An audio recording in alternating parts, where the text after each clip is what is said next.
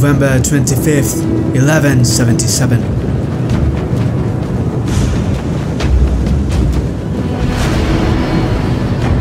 The armies of Jerusalem arrived at Montgisard.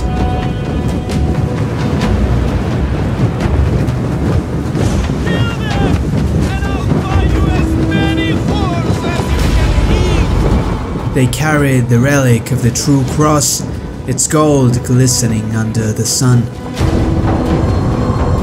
At the head of the sea of banners, a masked rider, shrouded in the colors of the Kingdom of Jerusalem, ordered the army to halt.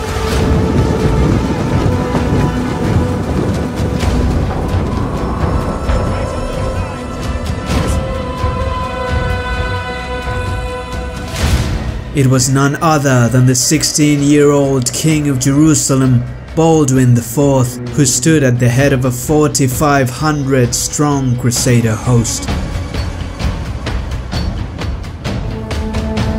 Across the soon-to-be battlefield, the King of Jerusalem gazed upon the approaching force.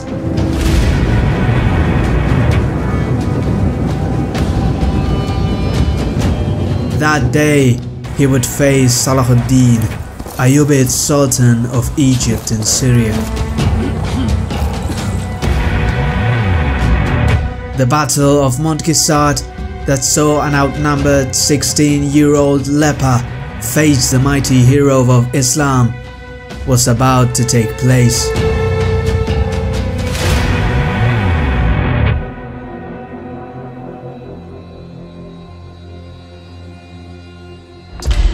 Earlier that year, the bulk of the Christian forces gathered at Jerusalem had left the city in an expedition to northern Syria.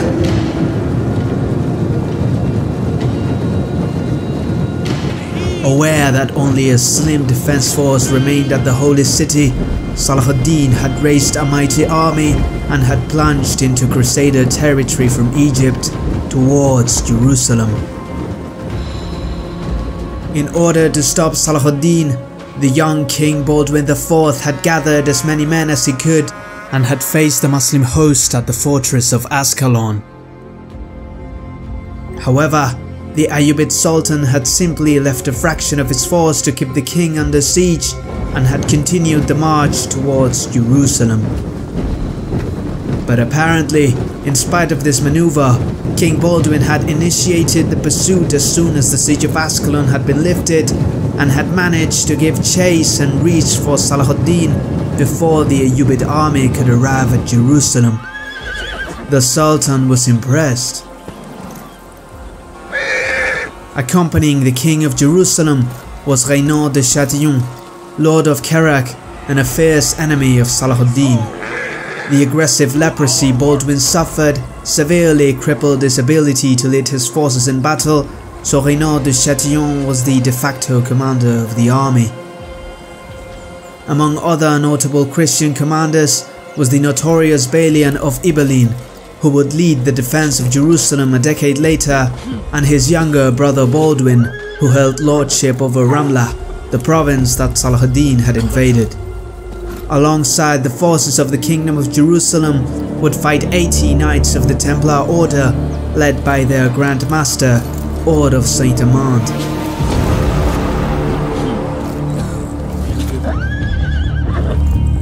Overall, the Crusaders presented a cohesive battle order of 4,500 men, around 500 of which were knights, and the rest being infantry and archers.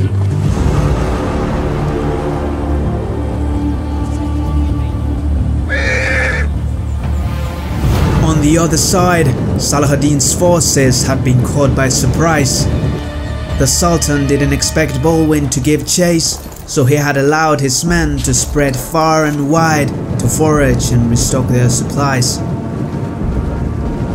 The Sultan's nephew, Taqi ad-Din, in charge of the Egyptian troops, hastily assembled the first battle lines.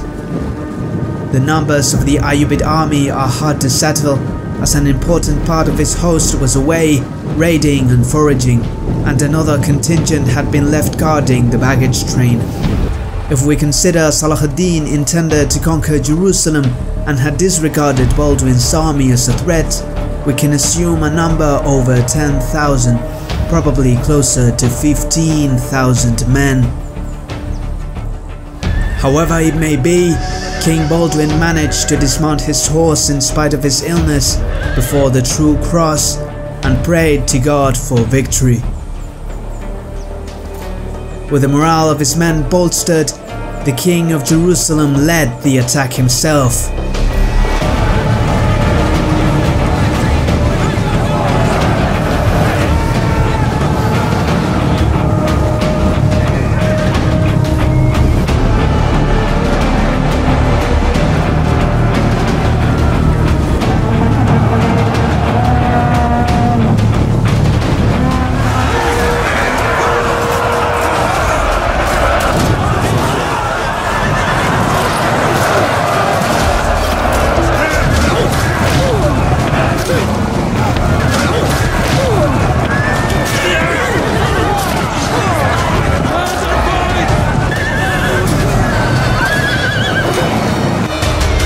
The first clash heavily impacted the Ayyubid army, which was still not entirely in position.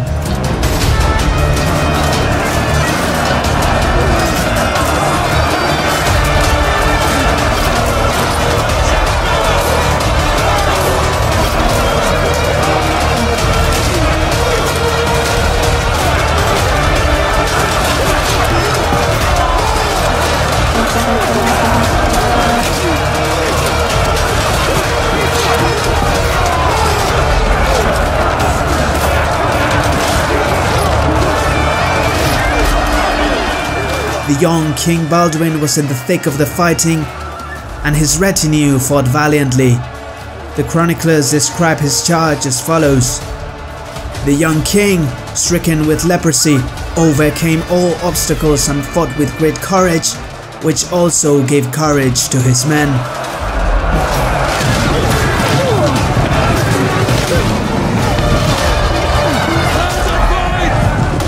Meanwhile, Saladin sent messengers to the raiding parties he had dispatched earlier, so this man would return and join him. The forces that had been foraging were in fact returning, but the Christian rearguard seemed to pick them off in small groups before they could join the Ayyubid front lines.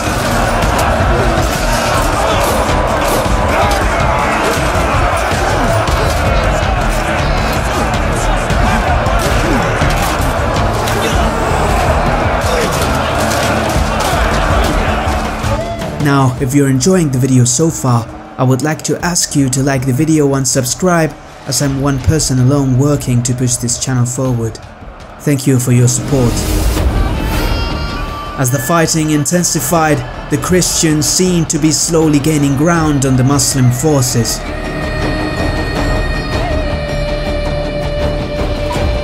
Saladin gathered his cavalry for a flanking maneuver so as to turn the tides of the battle, but the horses were exhausted from the unusually long march from Egypt.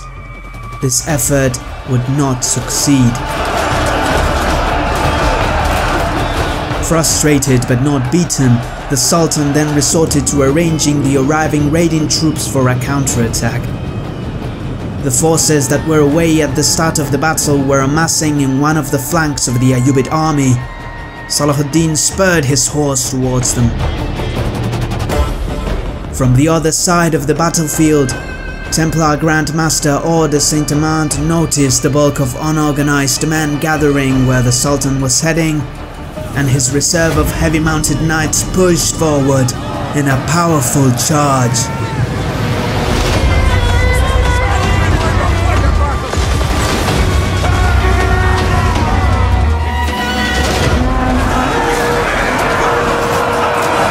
The Sultan's Mamluk guard faced the mighty Templars, but the knights cut many of them down.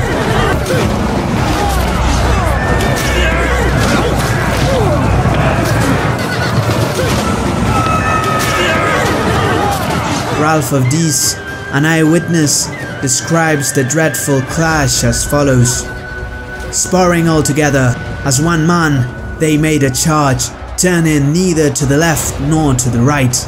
Recognizing the battalion in which Saladin commanded many knights, they manfully approached it, immediately penetrated it, incessantly knocked down, scattered, struck and crushed.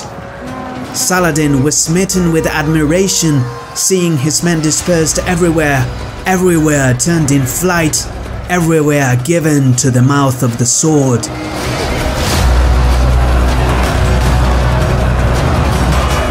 Indeed, the Templar charge towards Saladin's division decisively crushed the Ayyubid cohesion.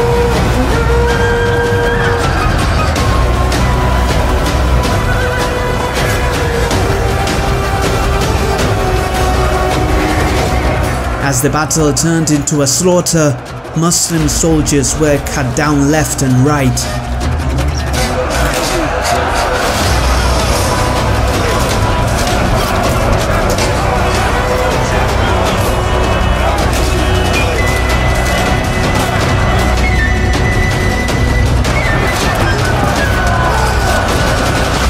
Now, it was every man for himself. The statement couldn't be more fitting, as the very Sultan stripped himself of the armor, jumped into a camel and rode away, barely managing to escape.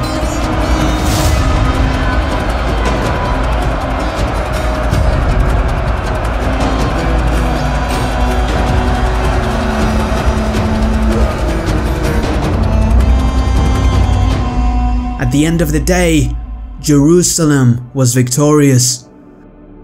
The resilience and boldness of 16-year-old King Baldwin IV had saved the kingdom from extinction. The losses among the Christians had been high, for more than 1,000 men had lost their lives and a similar number had been wounded. But the significance of this battle can't be overstated. The victory at the Battle of Montgisard entirely thwarted Saladin's campaign towards Jerusalem. The Sultan had barely managed to escape with his life, and the defeat was so decisive that he had to send personal messengers to many of his vassals to convince them of his own survival. Of the 15,000 men that set out with him for the Holy City, little more than 1,000 came back. Of course, the Christians didn't manage to slaughter 14,000 Muslims at Montgisard, but the Ayyubid raiding parties, the escort of the baggage train, and the majority of the survivors of the battle dispersed into the Syrian desert. If you stayed until the end and enjoyed the video, please consider subscribing to my small channel for weekly Total War documentaries. I script, record, and narrate everything by my own means, so if you could leave a like and comment as a form of support, I would be immensely grateful. Thank you for watching, and have a good day.